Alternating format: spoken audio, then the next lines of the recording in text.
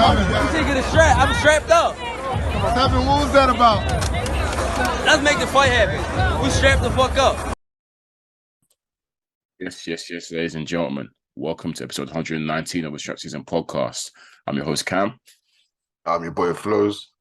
And just before we start the episode, guys, head over to Strap Season Pod, which is our Twitter, or Strap Season Podcast, which is the Instagram page. Link in the bio on both Twitter and Instagram. And that link will take you to where we're situated at streaming-wise, whether you like your audios or Spotify, etc., or YouTube, channels up there, links there, all that good stuff. Flowz, what are you saying, bro? You good? Yeah, I'm good, man. What are you saying? Yeah, I'm all right still. I'm all right. We got a lot to get through, though. We'd be more jubilant with England doing their thing in the... Hey, man. Next up is France. It should be a good game, right? Should be a great game. Yeah. Let's get to boxing. But yeah, we'll stick to the boxing for now. Only one place to start, really. I mean, obviously, we're going with our usual format of going for the reviews first. Two fights. Well, no, two cards to talk about.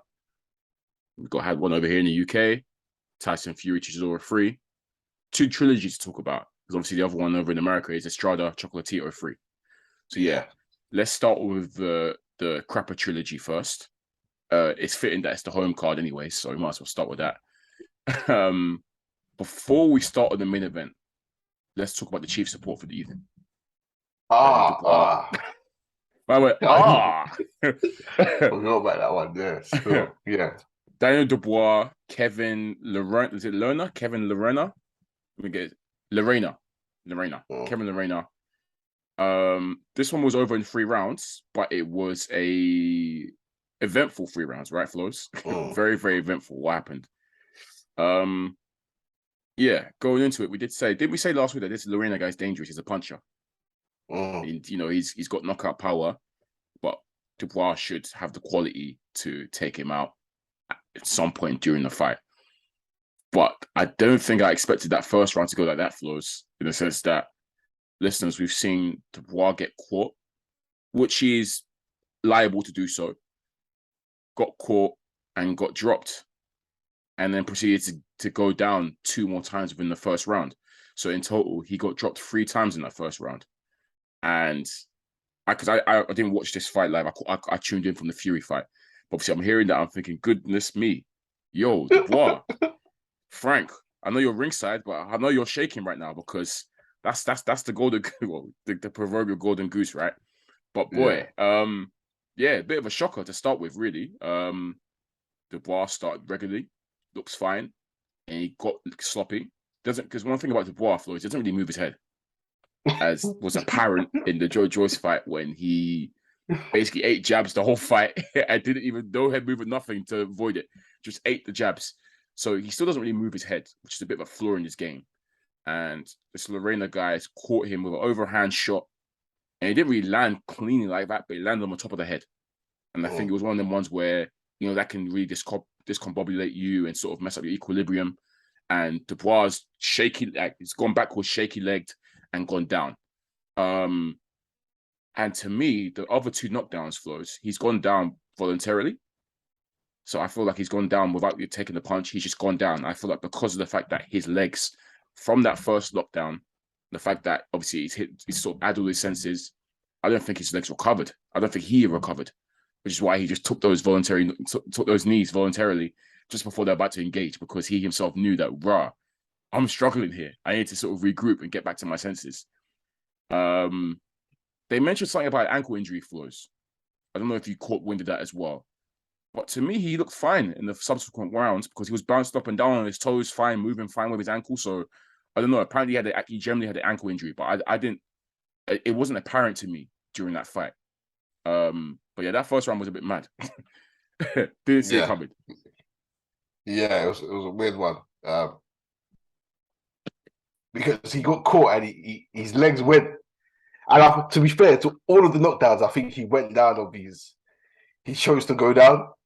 Well, even the first one. I thought that first one, he actually went down. Because he backed away and his legs were gone. And I think he anticipated another shot and he just thought, let me go down kind of thing. Not that he took a knee, but he was so wobbly legs that he didn't even try to stay upright, if that makes sense. He didn't try to stay on his feet.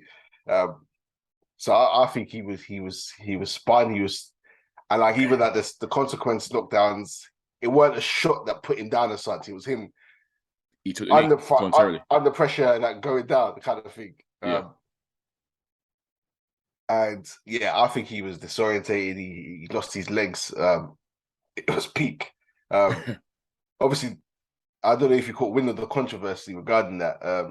So the whole WBA ruling saying that if there's 3 knockdowns in one round, the fight is over. And it's automatic W for, it should be automatic stoppage and a W for the opponent. Does that apply to, so is that all WBA sanctioned fights, or does that apply to, because obviously it will fall under the British Boxing Board of Control. Does that apply to fights that are scheduled under the BBC or, Boxing Board of Control or not?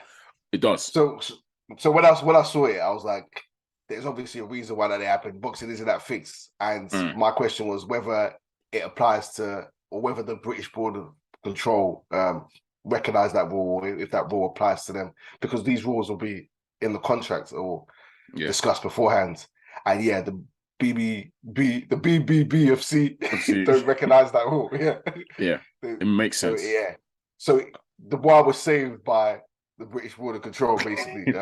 By a technicality. By a technicality. That rule doesn't apply under their fights. Well, it's good because he went on to stop the guy, and I feel like that rule is a bit peak because we've seen it many times, Flowz, fighters going down multiple times within the round and not actually be hurt like that, just more disorientated, like you said, could have like maybe a temple shot, mess up the equilibrium. So you're not necessarily like really, really hurting. It's just more your balance is a bit off. And then we've seen those said fighters recover, get their legs back, and then go on to win the fight or be excellent in the fight or stop the guy. So that's good that happened. But this fight was a weird one for us because I feel like when I watched it back, it's like the first round ended early, I swear. There was still 10 seconds left and they rang the bell. Either the timer was slow or they got the timing wrong. But the bell went and I saw 10 seconds on the clock left. So I don't know what happened there. I don't know if they forgot to turn the time off, but that was weird to me. Dubois got his legs back. I was like, because Dubois got his legs back from second round. And I said, this whole ankle injury, legit or not, he looked okay to me because he was back bouncing on his toes and his movement looked fine again. He looked slick on, well, not slick on his feet, but he didn't look heavy on his feet. He looked quite light on his feet. So I think Kevin Lerena missed a big opportunity here because because obviously he had Dubois hurt in that first round. We call it hurt, or he had Dubois in trouble in that first round. Second round, he should have really tried to press the action and to try and, I guess, make him crumble again and not give Dubois a chance to recover. But he did. He eased off. He wasn't throwing as much. And that gave Dubois ample time to get his legs back and get back into his boxing and to recover. So I think Lerena made a grave error here. He really should have really looked to press the action. Because from that second half of that second round, Dubois was back on his boxing behind the jab. And he then started to get his confidence back and started to hit Lerena with painful, hard shots. And this continued into the third round, where again, weird fight, because we're going to talk about the stoppage flows, because it's very, very controversial. Well, I don't say very controversial, but it was strange. I think it's towards the end of the round. No, he dropped him first in that third round, right, Flowz? He dropped him first. I think it was just a hard straight shot, straight right hand, I think it was. Dropped Lerena. Dubois had instantly gone for the kill. I was laughing because the way he jumped on it and started throwing. He didn't go to the neutral corner. He was chilling in the middle. I was creasing when the referee Dubois just jumped into, started swinging the haymakers. I said, "Nah." Dubois said, "I've had enough. I'm getting this guy out of here." So the ref told him to go to the neutral corner. This guy was chilling in the middle of the ring. He's like, "Nah, I'm getting this guy out of here." Yo, compared to Dubois, he's a bit of a finisher, and he unloaded. And Lerena wasn't really. He wasn't like hurt at all. He caught. No, I think it was like the last combination that was really, really big. When he caught him with like a big, big shot. It might have been an uppercut or something. But he was in there live-o. But that last shot was heavy. But when I say controversy, the bell went, and you see it sometimes in boxing. When the bell goes, the referee, even if the guy's in trouble or hurt, he will let him see the round because the bell's gone and take him to his corner. But the bell went, and it's after the bell had gone The referees then jumped in and stopped the fight. Flowz, you're shaking your head. Why is that? It was a strange one because, yeah, like you say, Lerena was on the corner, and while he was getting pieced up, he actually landed a shot in that flurry at the end. A good shot, actually. He caught Dubois with a shot, and then Dubois catches him with a shot and an uppercut, and that last shot, he kind of went down, and the bell went. Yeah, went down it was a heavy last shot. Yeah, he slumped. He got up. He kind of got up though because the ropes kind of kept him up. Yeah. And the ref kind of jumped in, grabbed him, and waved it off. The bell had gone, and he waved it off. And we've just seen him give Daniel Dubois ample opportunity to recover, chance after chance. That first round, Dubois didn't look like he didn't want to be in there anymore. He was shaking. Mentally. Yeah. Now, Lerena gets hurt, and it wasn't like he was taking a huge flurry without replying. He replied. He just got caught with a shot, put down for the second time, and the ref seems to have seen enough, even though the bell had gone. Allow him to get back to his corner, allow him to come out. Nope, seen enough. And we've talked about this on the pod. We've seen it numerous times where the home fighter gets ample opportunity. The golden goose. And when the away fighter comes and gets hurt, the ref can't wait to get in and stop it. Who's my man? That's the king of that. The referee. I know you always go on about him. Well, this was Howard Foster. Howard Foster this time. It's always Howard Foster. It's usually. It is always Howard. Do you remember how many times Howard Foster's jumped in for AJ opponents when they did the early AJ opponents? This guy would jump in real quick. Howard Foster's notorious for doing this. So not surprised. Standard. Yeah. And it's funny, I don't know if you saw what's it called? In recent news where that referee, what's his name? For the early Pacquiao fight, he says, he helped Pacquiao, where Pacquiao got put down. Yeah. Carlos something. Yeah. Famous ref anyway. But yeah, they're now investigating him over his comments where he talks about how I think the fight was stopped for a cut. It was for some reason. Yeah, he used to give Pacquiao chances. Yeah. Yeah, well, he openly said that, this fight is big for Pacquiao. Pacquiao got put time. He said he gave Pacquiao more time to recover. He stops the fight at some point. Yeah, basically. Scary. Scary. Yeah. So maybe one day they'll investigate you, Howard Foster. Yeah, Howard's notorious. Good, I guess. Obviously, barring the controversy with the stoppage, a good comeback for Dubois, because obviously that first round he looked like he was in dire straits. I had an ESPN when I watched it back. I had an ESPN stream, and Ward was cooking Dubois. Ward was saying he doesn't look like he wants to be in there. Mentally, he looks like he wants to quit again, all that kind of stuff. So, and that first round, he didn't look good at all. But yeah, again, credit to him, regrouping, recovering, and making an adjustment to get the guy out of there, even though it was contentious how it ended. But yeah, fair play to him. But still flaws. We still see with Dubois, there's still some flaws there in the game. Bro, they were killing him. The head movement. The lack thereof of head movement. It's not good, bro. He gets caught too easily. They're saying you can't be struggling at this level, Dubois. They're saying that he's British level at best now, which is crazy. Boy. Yeah, but people always get onto Dubois. They can't wait. Yeah. It's a bump in the road. This one. Hopefully, he learns from it. He's got, as I said, he's got tools. Definitely has tools. He's got the size, got the speed, got the power. But just from that defensive standpoint, he really needs to work on it because. Yeah, this is Kevin Lerena, and we saw what happened against Joe Joyce.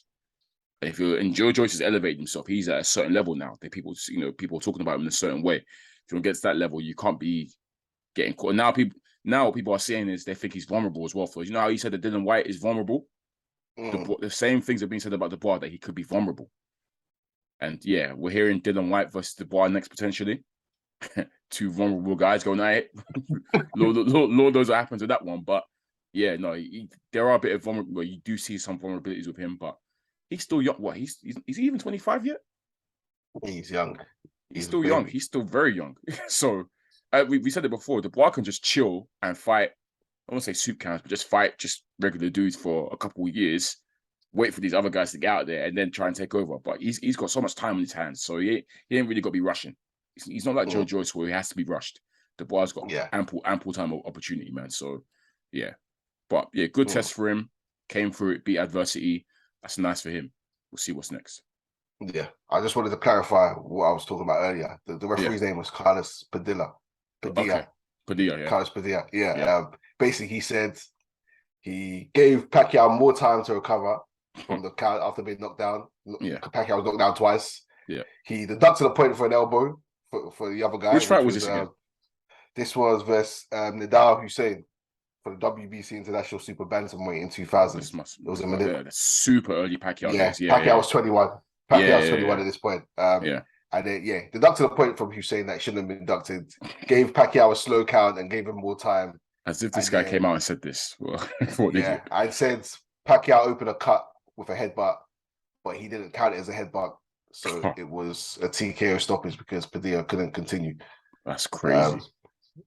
So he's being investigated by WBC. That's scary. The referee he's a Filipino referee, and the fight was in the Philippines. Boxing, eh? The fact that that's crazy. That is insane. Boxing. Anyway, main event time. Usually great with more enthusiasm, but this week, Flowz, obviously, we've said all we said about this fight. Still watched it as I have to. We're journalists now, bro. Yeah, it was. I have to have a boxing podcast. I got to watch the fights, even the ones I don't like and I think are stinkers. This is one of the in terms of mismatches, this is one of the worst I've seen, to be honest, Flowz. Gross mismatch, which we knew it would be. Fury, Chisora III. It went as we planned, kind of, or as we expected. I think the only question mark I had was not really a question mark. It was just for me, whilst watching this fight, I got to a point where it's like, okay, I'm bored now because Fury's piecing up Chisora every single round comfortably. He can really end this now, and I think he should end it. But Fury is not going to end it. And I know why he's not ending it. As we said on the pod last week, we know he's going to draw this out and take his time with it. Chisora couldn't really do much. Chisora tried to do Chisora things. Tried to be aggressive in there, tried to stalk Fury. Fury's too good, too high of an IQ, too technical to allow himself to be caught by the Chisora overhand right or Chisora big bang to the body, which he tried to do. He caught Fury to the body a couple of times, but it wasn't anything that was going to do much damage to Tyson Fury. And Fury looked like Fury, a master at learn at sort of the jab and grab, as we say. Master at, get his own work off and then smothering his opponent, clinching, lean on you, making him tired. Chisora, he's never really had an engine anyways. By round 4, I could see he was blowing visibly, tired because of all the weight that Fury's put onto him, that kind of stuff. That's all she wrote, really, Flowz. And we'll get to the stoppage in a bit, but yeah, I mean, watching that fight, is there really any takeaways on this one, Flowz, in terms of what we learned from Fury or Chisora? There's none. It was a great heist by them. Great heist. 60,000 sellout of what's called Tottenham Hotspur Stadium. Yeah. Pay-per-view, $26.95 or $26.99, whatever it was. Brethren's, and 10 rounds of Fury sparring session. Try what he wants. That's what Usyk said afterwards. It was a sparring session. Yeah. It's so funny. Even when you say heist as well, my boy in Canada texted me. He was tuning in from Canada. He texted me saying, he's like, just asking me questions. Like, so are Fury and Chisora like sworn enemies or something? Because I'm watching the build up and like these men hate each other. I said, bro, it's fake. They're actually best friends. He was like, swear. I said, yeah, bro, they're boys. They're brethren. It's all fake. It's all for the cameras. These men are best mates, legit. So, yeah, big swindle. Yeah. Fury there's no takeaway to. Obviously, you can admire Fury's skill set. That's what you can do. He was doing what he wants. Yeah, he didn't really want to get Chisora out of there. He didn't unload. Anytime he had him hurt, he would kind of chill. Yeah. And then back off. What he go again. He was waiting. Chill. There were times where he was waiting. Yeah. He wouldn't follow up you like you say, jab and grab. You don't need to jab and grab Chisora. You can get him out of it. Yeah. You can really legit get him out of it. Yeah. But he didn't want to because that's his brethren and say, he's a tough competitor and all of this. As we said it last week, Fury is just going to come out and say afterwards, he will drag it either the full 12 or drag it as long as it can and then say, yeah, tough competitor, tough fighter. He's a fighting man, all that kind of stuff. What he likes to say. So, yeah. And that's exactly what happened, to be honest. So, yeah, no surprise there. Yeah, the stoppage. Again, apparent. It wasn't even a stop. Like, obviously, he's piecing up Chisora for the entire fight.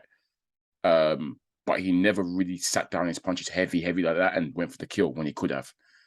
And it really took the referee. This one a stoppage due to the pressure that Tyson Fury was applying. The referee took pity. I said, all right, Chisora, you've had enough. A lot of people were saying that Don Charles should have pulled Chisora out a lot earlier. Probably should have, but I knew he was never going to. Derek is tough, and he would have gone on to the 12th round, to the final round. He's really tough as old boots, as I say. And I guess Don Charles, he's a very proud man, so he would have liked to see the 12th round. So credit to the referee for finally being like, all right, cool, it's enough, guys. Fury, you've pieced up enough. Chisora's eye was basically shut, like he got beat up as expected. Bro, is that? I was gonna ask you, is that it for Derek Chisora now? Should he retire? But he's really come out and said that he's not looking to go out this way. He's looking to come back. So he has no plans to retire. But I really do think he should call it a day. Yeah. First off, credit to the ref. Great stoppage. One of the best stoppages I've ever seen. Because everyone was bored. Not even bored, but we've seen enough. We'd all seen enough. And I think the ref cottoned on to what Fury was doing. It was like, yeah, okay, we've seen enough now. Yeah. We can all go home. But yeah, Chisora, next for him.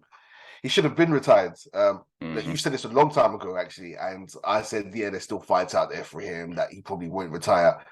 And it's same again. I think there's fights out there for him. He might not retire, but he should. Yeah. This is what, lost 14 now. Lost number 14. Yeah. He's been around for a long time. Pretty sure when I was in school, he was fighting Klitschko and them. Like, it's long time he's been around for. Yeah, he said that he wants to go out on the high. To me, the only way he goes out on the high if he fights a soup can. So if they're happy to feed him a soup can for him to go out, because who else? I mean, domestically, he loses to all the Dubois, the Joyces, etc. Unless they make the Defoe Dylan White fight, which, boy, the way Dylan White was, boy, he might beat him. I don't know, but really and truly, if he wants to go out on a true high, they have to find him like a jobber. Really and truly, it can't be against anyone that's like credible, if you know what I mean, because they will beat him. They will all beat him. So, yeah, it's a tough one because if he fights an up and comer and beats them, then they'll probably try and slang the rematch. He's back. Yeah, he's back. They'll want to tell boys at one morning. I don't know.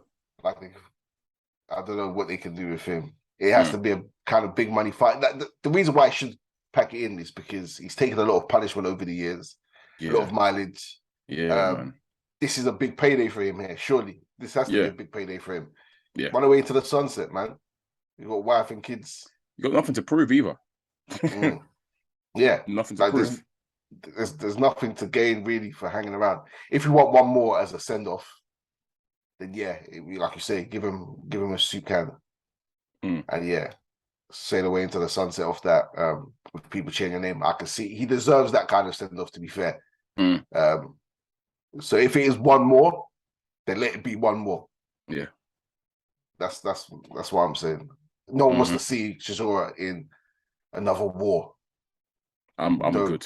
I'm very much good. Fury, we know it was a simple cash grab, easy sparring session for him. We saw it afterwards. They got Usyk up on the apron.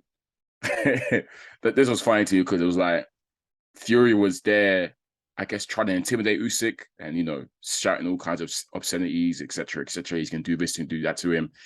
Usyk, one, Usyk isn't one to be intimidated anyways, but two, I'm there saying, brother, this guy doesn't speak English. Stop shouting. He doesn't understand you. He does not understand the word you're saying right now. So just keep quiet. But I guess what made everyone's night, well, the jokes of the night, Flowz, was Joe Joyce coming out of nowhere. Say, I want to get involved in this. Let me get in the mix, Tyson. Oh, so funny. The juggernaut, Big Joe Joyce. He had to throw himself because he was ringside next to Usyk. I think they sat next to each other, right? So he just, it's so funny because I watched an IFL interview straight afterwards where I think Coogan or whatever, what do you think of that? Why do you jump in? So I don't know. It happened so fast. I said, wow, this guy is so slow. He was acting very confused. But yeah, man, Fury obviously it's said to Usyk, me and you next year, and then he obviously with Joe Joyce coming in, Fury's then said, oh, if I can't make the Usyk fight next year, no one calls out the juggernaut. I'm calling you out. We'll get it on, blah, blah. He said no one mentions Joe Joyce's name, but he's happy to fight him. I think obviously I know your preference. We want to see the Usyk fight. But good on Joe Joyce, Good on Joe Joyce for getting himself in those conversations. And I saw people say that afterwards, like, people were reckoning, but also a lot of people were going, oh, yeah, happy for Joe Joyce. He's getting recognized by all the big guys now, all that kind of stuff. So yeah, good on him for being in those conversations. But he needs to take a step back and let Usyk and Fury handle it first. It was a smart, even though he didn't play. I don't know if he didn't plan it. He didn't plan it. I had a feeling that maybe Frank Warren told him, yeah, you get in the mix kind of brother. He didn't plan set that. Up. I feel like maybe it was a bit set up in that sense, but it was good on him that he'd actually done that because he's throwing his name into the hat. Sometimes you need to bang down doors and shake doors and shake rooms, shake tables. Yeah, that's what I said. Good on him. Yeah, that's what he's doing. But the cynic in me was like, we're not getting the Usyk fight. They're gonna give us Joe Joyce some Tyson Fury. That was the cynic in me that Flowz, I'd like to see it. I'll see it. It's a good fight. I'll see it. There's one winner. There's one winner still. Yeah. And granted, there might be one winner with Fury Usyk, even in that regard. I think that's Fury still. But yeah. I hope it's a Usyk fight. I hope. But you never know what boxing. Yeah. It was an entertaining moment anyway. Joe Joyce getting in the mix. And Fury said something afterwards in the post-fight that I actually did like. I said it first in the pod. So either Fury's been listening to me or what. He said that whilst him and Usyk get it on, he wants to see Joe Joyce versus Deontay Wilder. I've said it. This is what I want to see in the interim. They need to make that happen, bro. I need to see it. I need to see who wins, the power or the chin. I need it now. So that would be really good. That was for once Fury came up with a good suggestion there. But yeah, next year, fingers crossed, we get an undisputed fight. Usyk, Fury handle business, and then afterwards we get the Joe Joyces or whatever. But yeah, overall it wasn't a great night of boxing. Over here, but is what it is. We saw the expected results, I guess, in the end. So yeah. Let's move over to America, Flowz. Yeah. The good trilogy. Chocolatito, Estrada III. Both previous fights have been crackers. I think it's fair to say, Flowz, this was another cracker, right? Yeah. Yeah. Facts. First of all, Flowz, who do you have winning? Because when you watched it, I want to know your score from the off. What did you score it? If you scored it, or who did you feel won? I felt Estrada won, but I will say I stopped legit scoring after the fourth round. Like I put my feet up really and truly and said, I'm just going to enjoy this fight.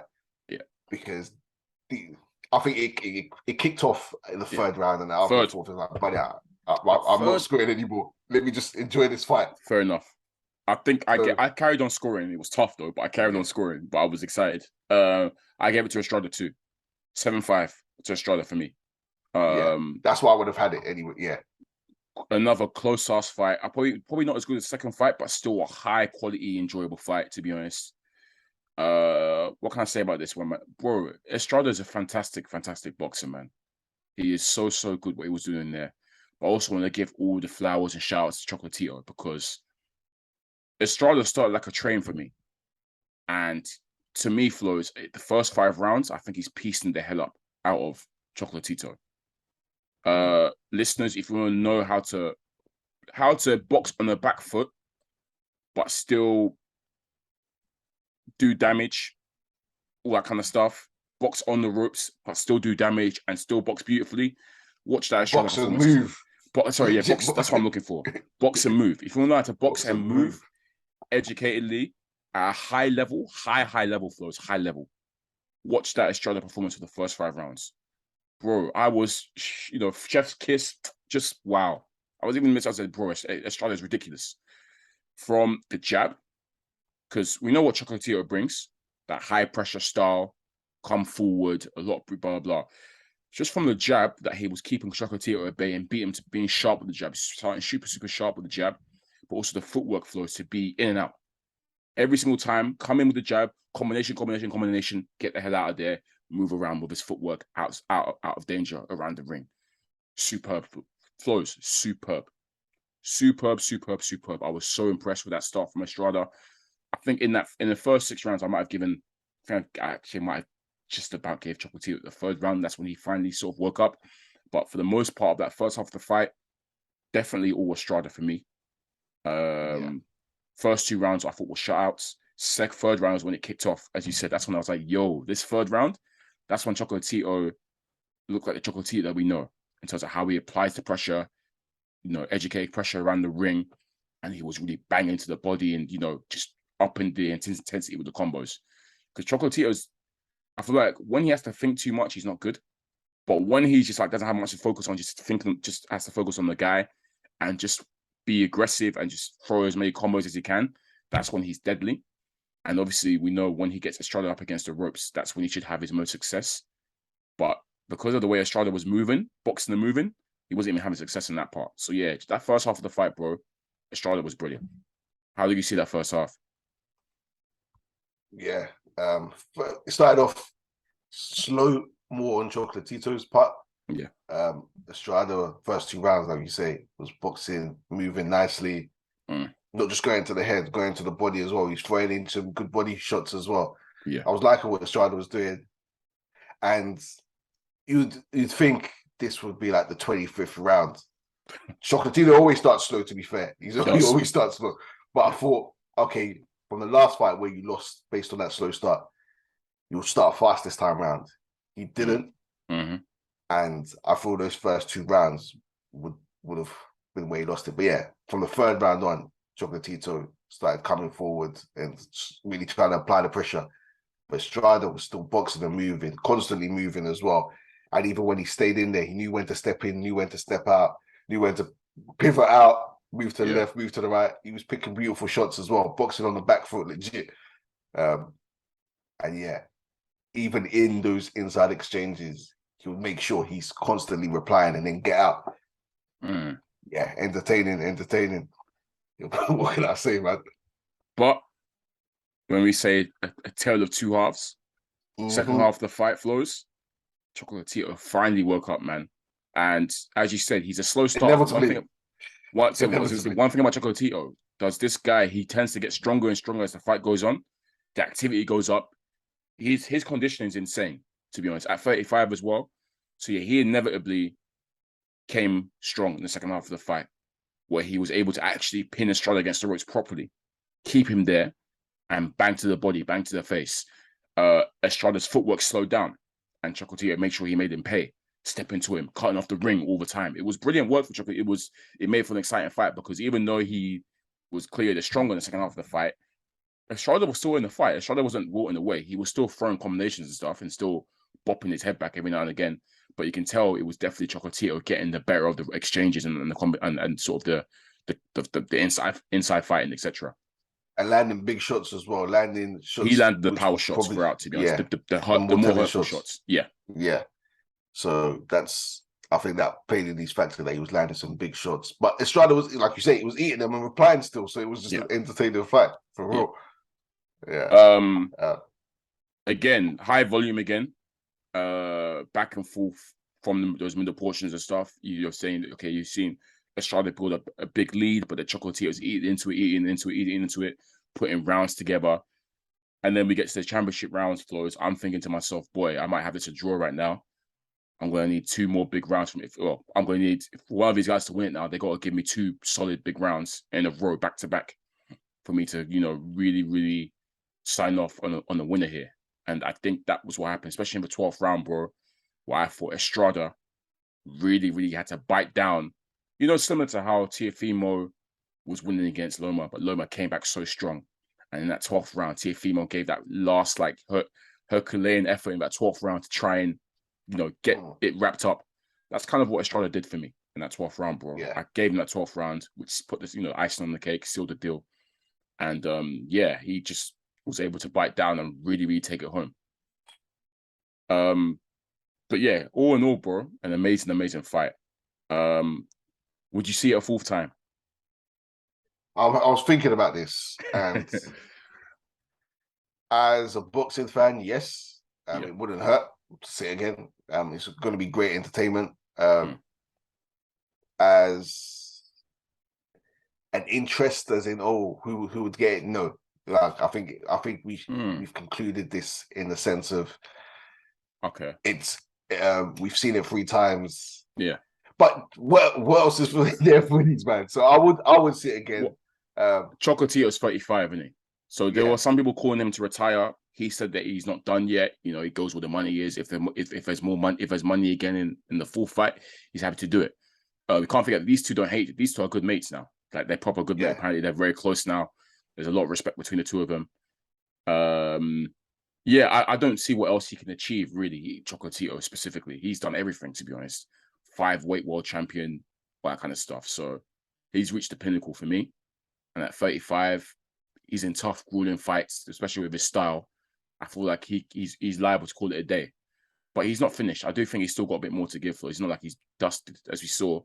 He still comes on strong. He's still a monster. He's still a monster. So I wouldn't be, compared to Chisora, how I think is over the hill. I wouldn't say Chocolatito is over the hill for me personally. And it was still a close fight. Like, one judge had the draw. So yeah. We might see it. Knowing boxing and the way money travels in these circles, you probably see a full fight, probably. But I'm enjoying both of them whilst they're here. And hats off to both of them. Hats off to Estrada. Hats off to Chocolatito, man. Another superb night of boxing from 2 warriors.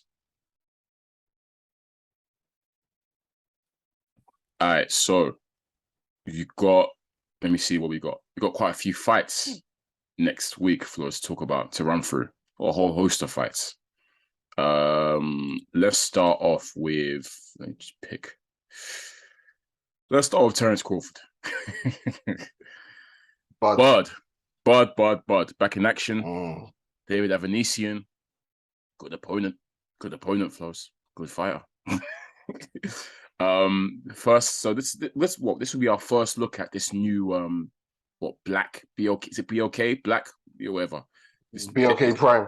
Yeah, this Black Prime network. It's like the first fight, right? The first one, I'm sure. That I know of, anyways. I'm intrigued to see how the setup is.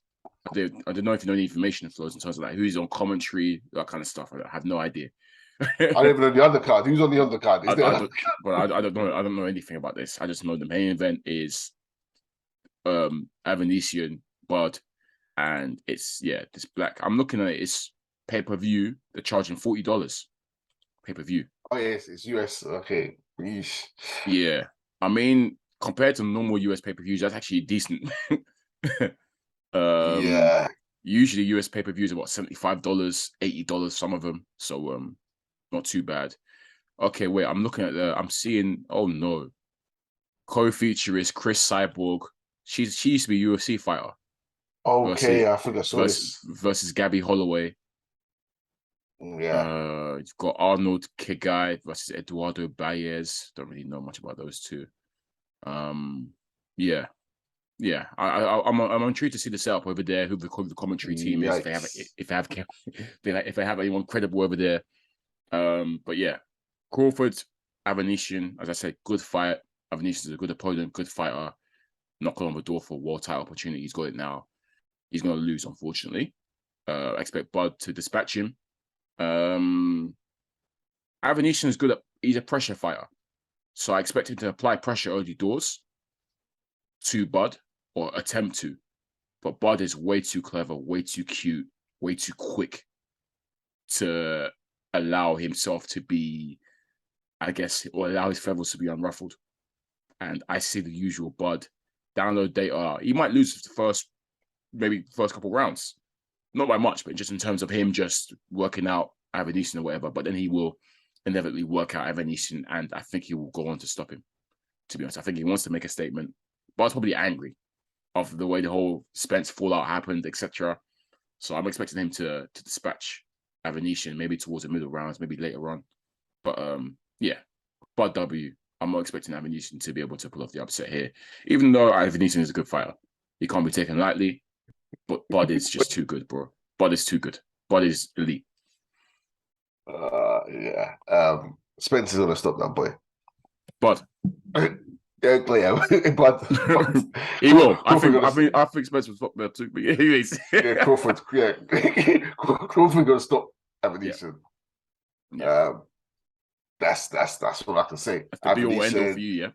Yeah. Might be early, might be late. Regardless, before getting stops. Avanesyan's been sitting on the couch, not the couch, but he's been fighting food bums too long. Yeah, legit. No, the last one was what, 1 round. Like it was the last one was in 10 seconds or something dumb like that. No. Yeah, ridiculous. Yeah. Since the Josh Kelly fight, they've been keeping him. I don't know. They've been keeping him on ice for Conor Benn or something. They want a big fight. For him, a big fight. So it was either Conor Benn or a world title. Yeah, yeah. Here is the big fight, and he's getting stopped. Yeah. And the problem is he's gonna get stopped, so people are gonna say he's bum as well. They're gonna say he's like the Americans are not rating Avanesyan one bit. You told me. They're grilling him. They're moving worse than me. I at least respect Avanesyan to a degree. He's a good fighter. He's not well level in my eyes. But they're saying he's a soup can. He's a journeyman. That's deep. They act like they've never heard of him. That's crazy. I guess mainly because of their disappointment in not getting Crawford Spence. But yeah, they're not rating him at all. And this fight isn't going to make them rate him. I'm sorry. No, fair enough. Yeah, that's all she wrote on that one then. Bud W. Probably, obviously, there'll be the inevitable questions about Spence. What next? You're going to move up to 154. I don't know Crawford probably, he probably slag off Spence because he's been slagging him off. Probably slag him off, etc., etc. And yeah, that'll be that. And tomorrow, next year, we have the whole merry-go-round again about Crawford versus Spence. Who knows? But yeah, this is what Bud. Did we say this is Bud's first fight of the year? Yes. Yeah. Okay. Well. No. Last one was Porter. The less said about that, the better, Flowz. Let's move on to the next fight. Last week, Flowz, you talked about looking to see Sandor Martin. You said, after the Garcia win, you want to see more of him. Flowz, you got your wish. He's fighting next week against Teofimo Lopez. Yeah, I forgot about that. Yeah. So Sandor, who we were thoroughly impressed, I think, against Mikey Garcia. He put them paws on Mikey. He put them paws on him. Smoked him. He really got Mikey Garcia up out, yeah. He got him out of there. Yeah. We ain't seen him since. He's not around no more. Who do you think that's because of? So yeah, Mikey Garcia is nowhere to be seen. Sandor Martin really put them paws on him. He's in for a tough test against it. Teofimo himself was in for a tough test because we said we were very impressed with what Sandor Martin brought. Very good fighter from what we saw and how he dispatched Mikey. Very, very good performance. Can lightning strike twice? And I mean that in the sense of, can Sandor Martin upset the apple cart again? Because the Mikey Garcia win was a huge upset. Let's not get it twisted. It was a huge upset. Yeah, it was. Big, massive upset. Because Mikey Garcia is a huge name in boxing around those weight classes. Can he upset the apple cart again against Teofimo Lopez? Can lightning strike twice, Flowz? Yeah, and it's almost lightning strike. I don't even know how to word this, but we've seen Teofimo suffer a huge upset, and we've seen Sandor Martin pull off a big upset. Yeah. Of course, it can happen. This is a different weight class for Teofimo. Yeah. I've been seeing a lot of Teofimo recently talking about other fighters talking about Again. Devin Haney, Again. talking about beef with other fighters. Wait, Flo, you saying deja vu? You get a deja vu? Bro, like I didn't even I forgot he was fighting Sandor Martin. I thought he was just out there talking. Him and Teofimo Senior both just talking about other fighters. Yeah. And here you are, you've got a legit live wire in Sandor Martin who will be confident, who will come to win, 100% come to win. Mm-hmm. So Teofimo needs to be switched on, or he could be in for a long night. It's for Sandor, because Sandor's got an interim, I think it might be WBO. Let me check. Yeah. No, so he's got the WBO international light water title. So it's for that. So that's on the line. But I guess having that belt is probably gonna fast track you to a WBO title shot, right? So that's So I guess it's within both guys' best interest to take it seriously. Well, Teofimo wants title shots at this weight class, so he should take it seriously. We hope, because boy, if he doesn't, he can get struck again. He can get struck again, big time. Because Sandor he's no joke. He's a good fighter. We've seen this. Good fighter. It's a good fight. Yeah, I'm actually pretty excited for this fight, to be honest, Flowz. I think it's a competitive fight. Probably side with Teofimo, but I'm anticipating a Teofimo that is taking it seriously. If it's not, then boy, it's very, very peak for Teofimo. Very, very peak. To be fair, Teofimo looked good last time out, didn't he? Very he good. Stopped in his debut. He looks good. This is a good next step. Someone in the top 10. Good fight. Okay. Well, I look forward to seeing what happens. I hope, like I said, Teofimo, please take this guy seriously, please. We believe in you, Teofimo, please, because it's disastrous. 2 upset losses in your young career. That's disastrous, bro. That's disastrous. Hopefully, fingers crossed. He's been busy claiming he was undisputed. You should have been. Yeah. In fact, I'm all right with him claiming he's undisputed. I won't even take too much issue. It's not his fault, is it? So. Yeah, but don't say it too much because there's an asterisk next to it. Let's talk about quickly. Just mention, Josh Taylor's in action. Josh Warrington is in action against Luis Alberto Lopez Vargas. That's in Leeds. He's defending his IBF title. I think it might be a mandatory defense or whatever. Every time I've mentioned Josh Warrington, I still laugh about the swindle that he did to get his belts back. Well, not much to say about this fight, Flowz, but again, same sentiments as last time. You need to run it back with Lara. You still got Lara problems. You need to handle them Lara problems in my eyes. I don't know what's happened with that run back. I don't know, because Lara's been fighting in Mexico. I think Lara is still with Matchroom, but he's been doing the Mexico cards and whatnot. I need to see that rematch still. I still think you got them Lara demons you need to exercise. That fight was a cracker that first time. So I need to see what I'm going with that one. I don't really care about any other opponents you're fighting. I want to see you versus Lara. I can't lie first. That's the one we need to see. Wasn't it scheduled? It was scheduled. It was, but remember, Lara got injured, didn't it? Yeah, but was it scheduled again after that? Yeah, Lara had a cut. Was it scheduled again after that?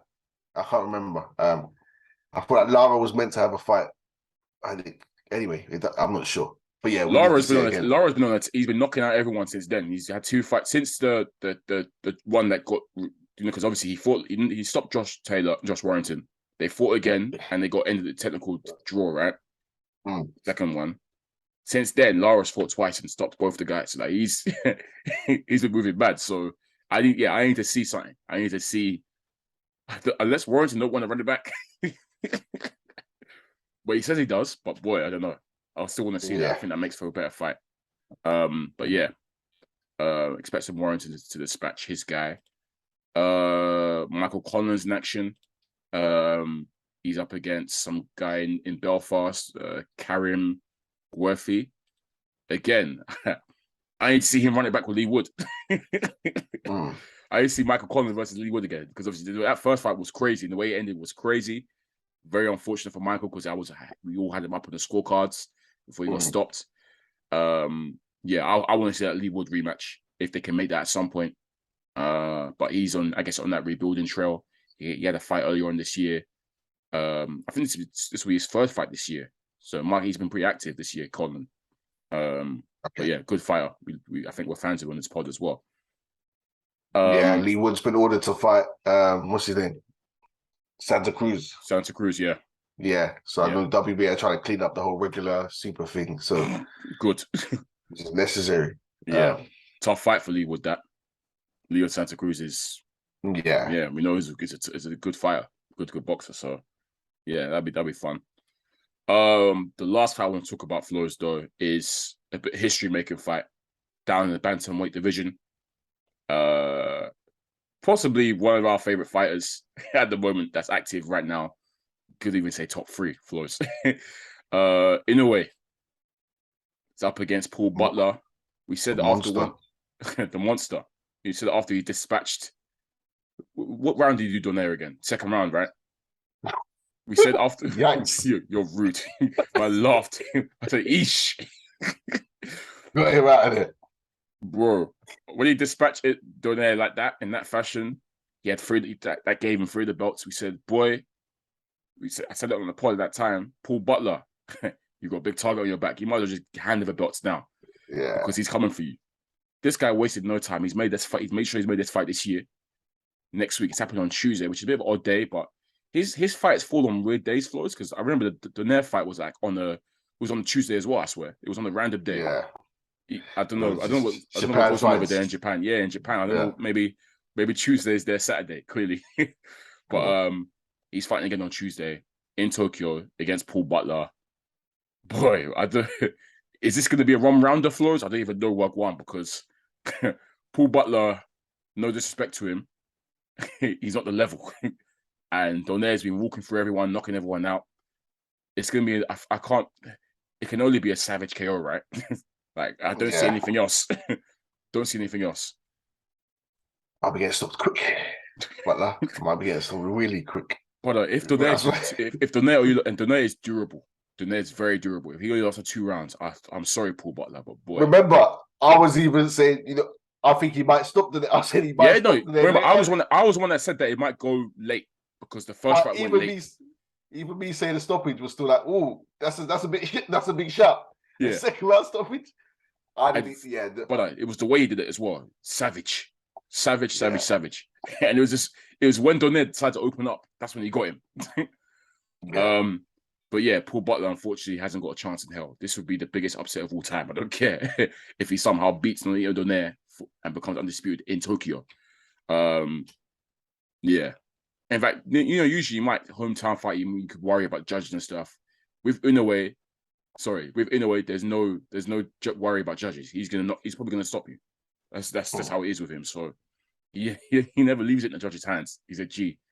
And yeah, his history. I think I read something about this would be like the first undisputed fight as undisputed champion in the 4-belt era.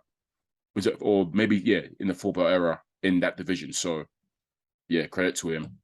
And I remember I've said it before in this podcast, is that obviously once Inoue cleans up, he will obviously move up. And obviously I'm eyeing him hopefully in the fight with cool boy Steph, Stephen Fulton. Hopefully. Fingers crossed. That's if he's able to clear up the division, because there's another guy, he's got 2 of the belts in that division. I think he's a Kazakhstani guy, or he might be Uzbek. Yeah. He's from one of his countries. The other guy's got 2 belts as well. So them 2 need to get it on. Then Donaire can maybe fight the winner if he goes up. No, not Donaire. Inoue can fight the winner if he goes up. Fingers crossed. But yeah, that's in the future. I'm sure he's focused on Paul Butler first, getting him out of there. And yeah, man, the monster he's coming to eat. He's coming to eat, bro. Yeah, I might even pre the odds on this one, because what, first round KO? I even feel like because it's him, the odds weren't even that good. Yeah, they probably won't be, but he's one of the, like you say, one of their Mayweather bets. Is the type of bet you put in a way. Love on him. Huge favorite, yeah. Huge ridiculous favorite. He's 1 to 33. But he's 1 to 33. Yeah. I was gonna say, if you see something like evens Inoue by KO, slap it every single. 1 to 33 is hilarious. What, in round 1? No, that's just for him to win. They haven't got odds per round. Yeah, okay, fair. Yeah, fair enough. Look forward to seeing how that one goes, and we'll review that as well. So yeah, a lot of fights to review for next week. Look forward to it. But I think we can call it a day there, Flowz, unless I don't know if you caught the whole Eubank Jr. Smith presser. I watched a bit of it. I can't lie, Flowz. I hate to say it, but this run that Eubank's on, I'm actually loving it. I can't lie. They're just rattling these opponents. Bro, I've criticized this guy the most, but this little run that he's on of just rattling people is hilarious. Nah, he's a G for it. Just rattling people. Yeah. He rattled Smith. He's rattling everyone, bro. It's something about his face. Yeah, he's got the face for it, right? Yeah. Yeah, he can and just wind up his demeanor. Yeah. Man was saying, I don't have to be 100% to beat you, Leo. Leo was like, yes, you do. He was rising to it. He was being rude. Oh man. That's going to be an interesting fight in Jan. But yeah, apart from that, I don't think I've got anything else to add really in terms of boxing news. It's been the usual rubbish. I wanted to, shout out your boy Josh Kelly for his win. Oh yeah, fight against Troy Williamson. Not my boy, but yeah, I forgot about that. Hey, Flowz, well, I said to you, Flowz, it's odd. This guy, I'll tune in straight away. Flowz, you said he's gonna lose. I think from the way he started. Then and then 10 seconds later, Flowz, you were like, oh, swear, oh rah, okay, shut me up. I tuned in and I see his hands down and he was doing nonsense. I was like, this guy's gonna lose. And then I think immediately the combo. I can't remember what round I started watching it, but I just turned on and I see this guy being silly with his hands down. Yeah, usual. Fix up. Kelly. And then immediately he lands, I think, a brilliant combo and hurts Troy. Well, buckles him. I was like, yo, okay, he's awake. Great performance. Let me not say great performance. Bro, it was a Josh Kelly performance. It's the same Josh Kelly. It's so hard to describe because he's got the skills, as we can see, but it's just the way he applies it in the ring isn't sustainable for opponents of a certain caliber. It's not necessary as well. Yeah. Now for Troy Williamson, he's going to look heavens and earth, mountains, just above him. Because unfortunately, Williamson isn't at the level to punish the errors and the mistakes that Josh Kelly makes that we can see. I think the blueprint to beating Josh Kelly is easy. I hate to say it. We saw it with Avanesyan. If you apply pressure, educated pressure onto him, the fact that this guy always has his hands down, he tries to rely on the reflexes and stuff, but still gets caught. And he won't change from it as well. He will stay with that. The fact that he does that, it means that if you apply enough pressure, he will fold because he's not Mayweather. His reflexes aren't that good, and he does get caught, and he does gas out. But Williamson wasn't doing that. Williamson was giving him space to move, space to work, wasn't applying pressure, waiting to unload. And if you're going to do that, Josh Kelly is going to make you look like a fool, which is what he did. It was easy for him, to be honest. So yeah, big win because obviously Josh Kelly, we know how hyped he was. And the next big thing, and that Avanesyan loss was very, very damaging to him. It's taken a while for him to come back into the limelight. He's signed with Wasserman, who they're going to make him the face of their Channel 5 boxing, I think. So they're looking to get behind them fully.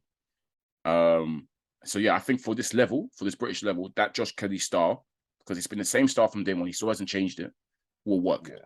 But beyond that British level Flowz, he's going to come unstuck again, which is what we saw with Avanesyan. To be fair, the Avanesyan fight came too soon for him, but it was a taste of what's to come. Like, at that level, you can't get away with this. If you're blessed with the Mayweather's reflexes and speed, cool, maybe you can, but you're not. I'm seeing you get hit, bro.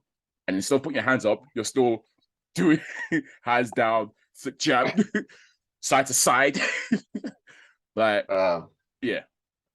But hats off to him. I gotta give him credit.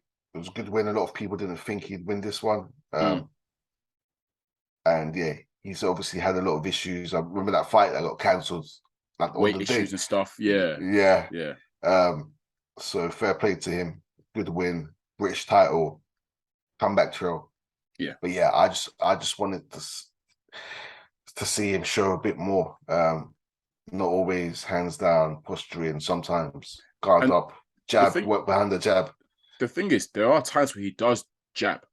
There are times he does jab. But it's very on and off. So he will jab maybe for one round. The next round, thing is with Kelly, he feels himself too much.